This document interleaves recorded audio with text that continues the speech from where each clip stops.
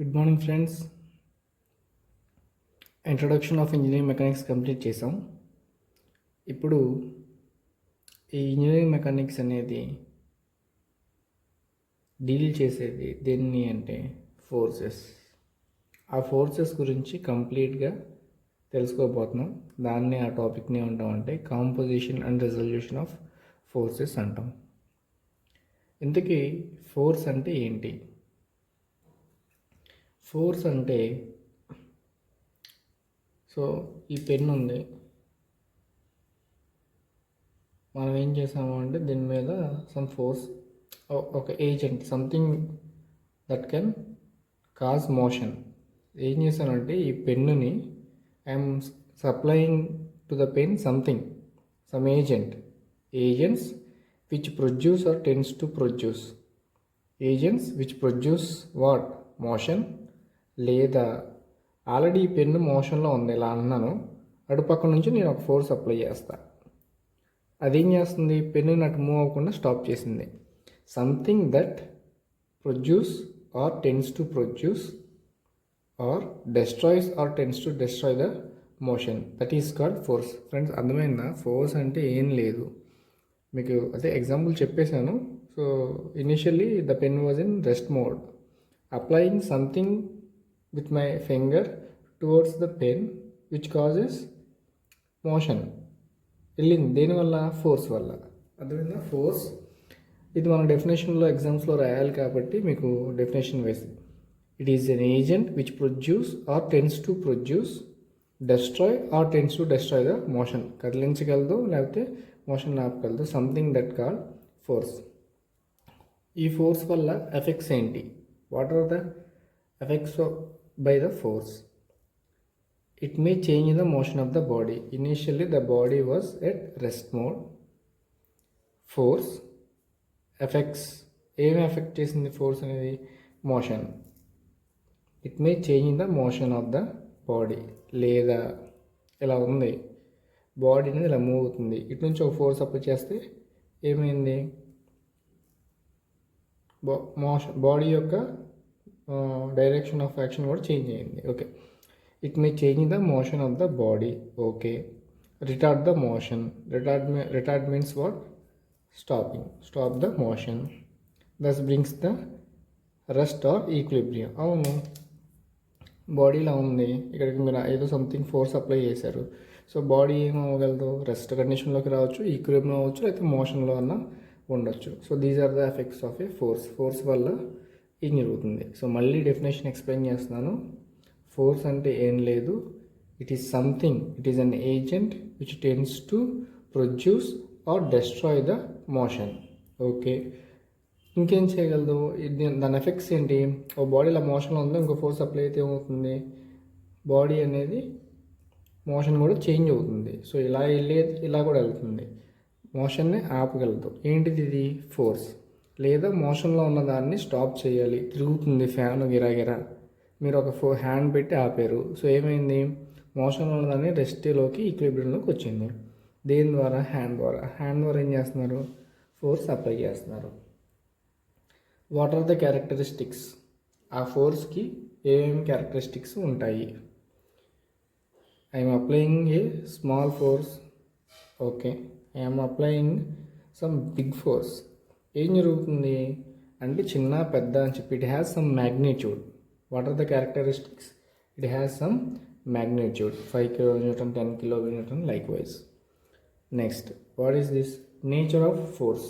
Nature of force means applying force in this direction, applying force in this direction. ఏమవుతుంది? ఈ ఫోర్స్కి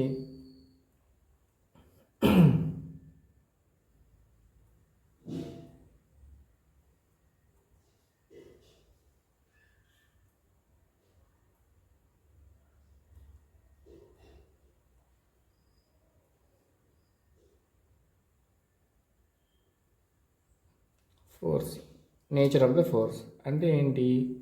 force అనేది ఇటు పుష్ చేస్తుంది లేదా ఇలా పుల్ చేస్తుంది, ఏదన్నా చేయగలదు. That is the nature of the force. Push or pull, direction of the line. ఇప్పుడు నేనేం చేస్తున్నాను? అమ్మా సౌండ్ ఇటు వచ్చేసిందమ్మా. అమ్మా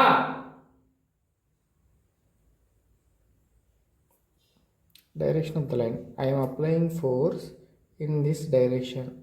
సో ఈ లైన్ మొత్తంలో ఫోర్స్ నువ్వు ఇక్కడ పెట్టి సేమ్ అదే ఫోర్స్ అటు అప్లై చేసినా, ఇక్కడ పెట్టి అప్లై చేసినా, ఇక్కడ పెట్టి అప్లై చేసినా, direction of the line along with the force acts. లేదా ఫోర్స్ ఎలా ఉన్నాయి, so applying force in this direction. So it has direction, it has magnitude, and it also has nature of the force, which means pull or push.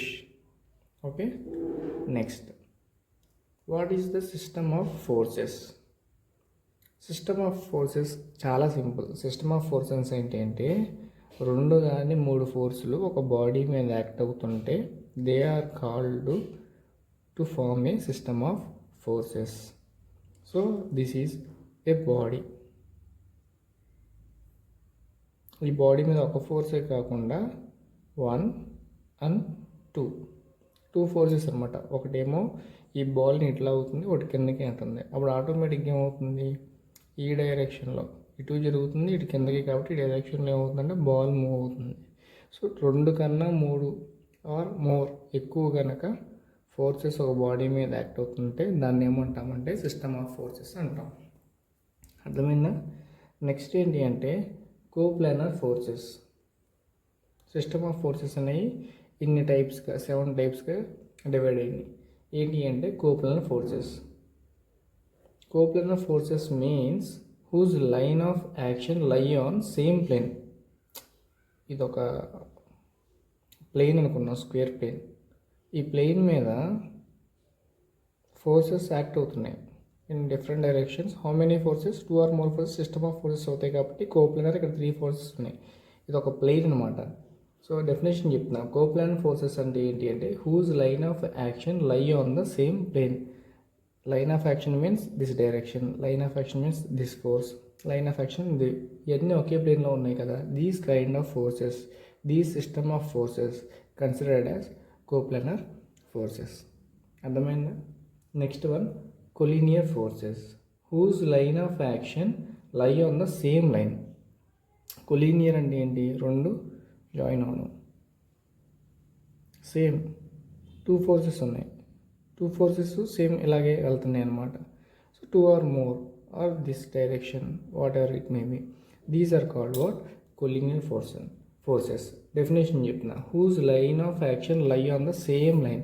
Okay line మీద number of forces 2 కన్నా ఎక్కువ ఉంటే which is considered system of forces under collinear forces.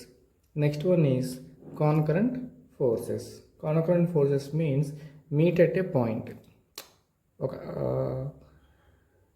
Forces ఉన్నాయి 1, 2, 3 అవే from the point or towards the point. ఏదైనా కానీ ఒక point నుంచి number of forces ఉన్నాయి ఇన్ డిఫరెంట్ డైరెక్షన్స్ కనుక మూవ్ అయితే దాన్ని ఏమంటారంటే కాన్కరెంట్ ఆఫ్ ఫోర్సెస్.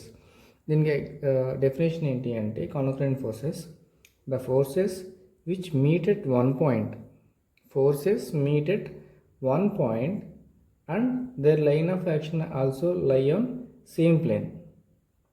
ఇదంతా ఒక ప్లేనే, ఆ ప్లేన్లోనే డిఫరెంట్ డైరెక్షన్స్ ఉన్నా but the forces are meet at one point. దాన్ని ఏమంటాము అంటే కాన్కరెంట్ ఫోర్సెస్ అంటారు.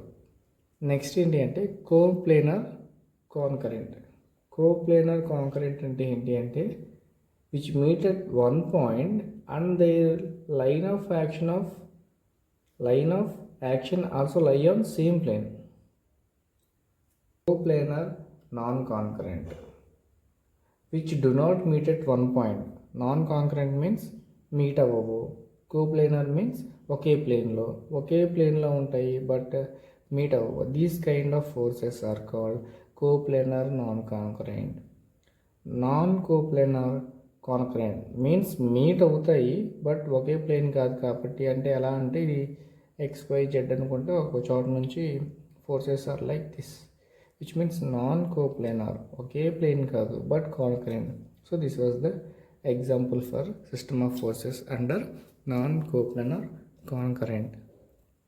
Next one is non coplanar non concurrent. అంటే if this is x, y and this is z, means 3D. Non-coplanar, okay, non-concurrent అంటే this direction, this one. So it's రెగ్యులర్గా three డైరెక్షన్స్లో different డైరెక్షన్స్లో కనుక single ప్లేన్లో కాకుండా forces ఉండి but it does not meet at any point is called non coplanar and concurrent forces. So I'd like to explain once more. Force, it is nothing but something which produces or destroys the motion, or it also becomes body to be in rest or equilibrium. Okay. Effects, it may change the body. The force వల్ల మనకి ఏమవుతుంది అంటే it may change the body, it also stops the motion. Okay, so it becomes rest and equilibrium. Correct. ఈ force ఇప్పుడు ఇంత, so ఏమవుతుంది, it has some magnitude, అంటే ఇంత అంత అని ఉంటుంది. నేచర్ ఆఫ్ ద ఫోర్స్, ఈ ఫోర్స్ ఏం చేయగలదు, ఇలా మనం డోర్ని ఇలా తొయ్యగలము, డోర్ని, లేదా డోర్ మనం క్లోజ్ చేసుకోవడం లాగడం. It has pull or push, ఒక నేచర్ అయితే ఉంది. Direction of the,